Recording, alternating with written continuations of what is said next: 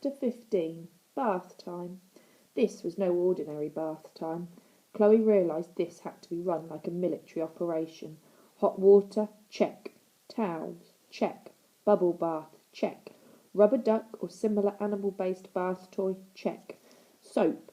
Was there enough soap in the house, or in the town, or indeed in the whole of Europe to make Mr. Stink clean? He hadn't had a bath since, well, he claimed last year, but it might as well have been since dinosaurs ruled the earth. Chloe turned on the taps, running them both together so the temperature would be just right. If it was too hot or too cold, it might scare Mr. Stink off baths forever. She poured in some bubble bath and gave it a swirl. Then she laid out some neatly folded towels, pleasingly warm from the airing cupboard, on a little stool by the bath. In the cabinet she found a multi-pack of soaps. It was all going perfectly, according to plan, until... "He's escaped," said Dad, poking his head around the bathroom door. "What do you mean, escaped?" said Chloe. "He's not in the shed. He's not in the house. I couldn't see in the garden. I don't know where he is." "Start the car," said Chloe. They sped off out of their street. This was exciting. Dad was driving faster than usual, although still 1 mile an hour less than the speed limit, and Chloe sat in the front seat, which she hardly ever did. All they needed was some doughnuts and coffee to go, and they could be two mismatched cops in a Hollywood action movie. Chloe had a hunch that if Mr. Stink was anywhere, he would be back sat on his bench where she had first talked to him.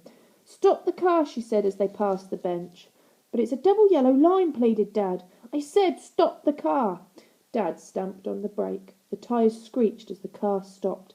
They were both propelled forward a little in their seats. They smiled at each other at the excitement of it all. It was as if they had just ridden a roller coaster. Chloe sprang out of the car and slammed the door shut, something she would never dare do if her mother were around. But the bench was empty. Mr. Stink wasn't there.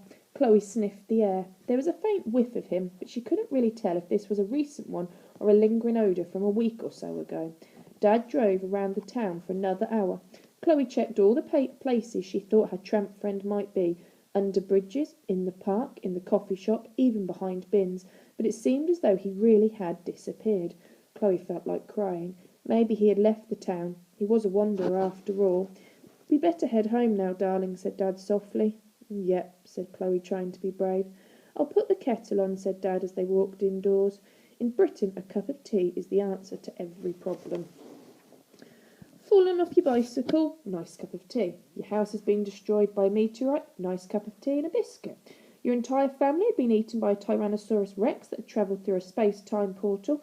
Nice cup of tea and a piece of cake. Possibly a savoury option would be welcome here too. For example, a Scotch egg or a sausage roll." Chloe picked up the kettle and went to the sink to fill it. She looked out of the window. Just then Mr. Stink's head popped up from the pond. He gave her a little wave. Chloe screamed. When they'd got over their shock, Chloe and Dad walked slowly towards the pond. Mr. Stink was humming a song, "Row, row, row your boat," to himself. As he sang, he rubbed algae into himself with a water lily. A number of goldfish floated upside down on the water's surface. "Good afternoon, Miss Chloe." "Good afternoon, Mr. Crumb," said Mr. Stink brightly. I won't be too long. I don't want to get too wrinkled in here." What are you doing?" asked Dad. "The Duchess and I are having a bath, of course, as young Chloe suggested." At that moment the Duchess appeared out of the murky depths covered in weeds. As if it wasn't enough that he was having a bath in a pond, Mr. Stink had to share it with his dog too.